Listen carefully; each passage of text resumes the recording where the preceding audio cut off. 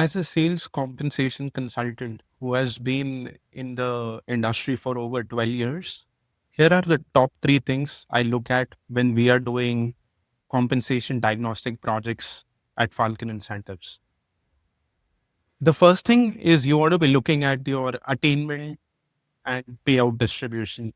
Extremely important because it gives you a sense of how your performance is distributed and whether the top performers and bottom performers are in line with what you're expecting. So for example, over here, I look at, my bottom performers, and this is at a portfolio level.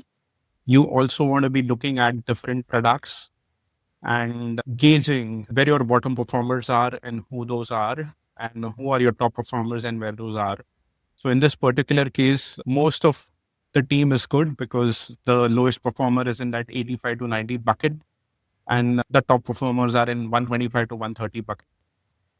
Similarly, you also want to be looking at the payout percentages.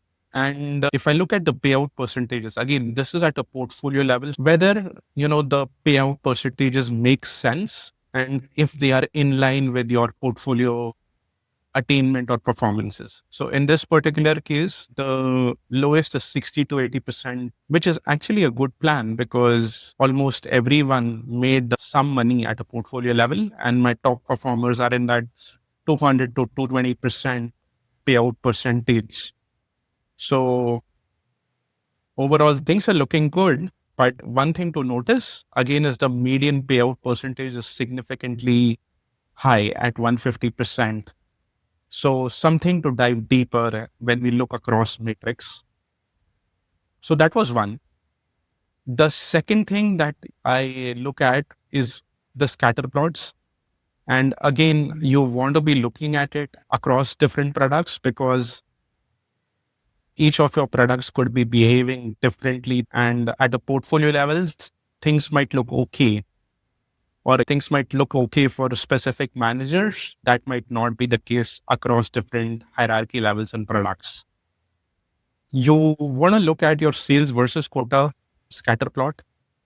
Extremely important because again, it gives me a sense of how accurately the quotas were set and if there are any other underlying issues that kind of we need to look at. It gives you view of which reps to look at. You don't want too many outliers and you want to be looking at a good R square value, which is surprisingly not the case over here, even though we're looking at portfolio level scatter plot.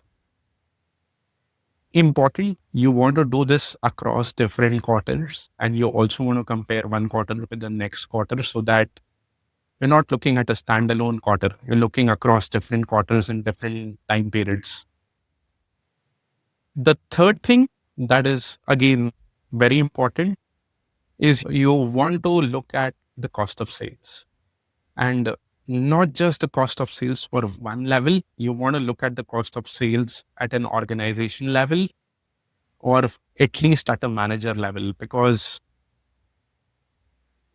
it might be the case that your performance is okay, your payout percentages are in line, your scatter plots don't have any issues, but your cost of sales is actually north of 15% or 18%. And that is where you might run into issues.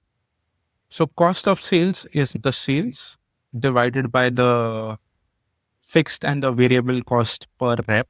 Of course, it is different across different industries and it is specific to your product and gross margins. If it is running into north of 10%, just at a most granular level, you might have a higher cost of sales versus the industry. Very important and oftentimes not closely looked at, but this is telling me how well you're doing versus the industry. So if you're doing better than the industry, the cost of sales should ideally be lower than the competitors.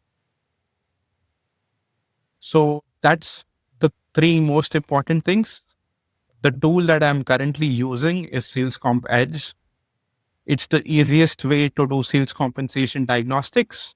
If you're interested to run your complementary sales compensation diagnostics, feel free to reach out to us and we'll be happy to run your diagnostics in minutes.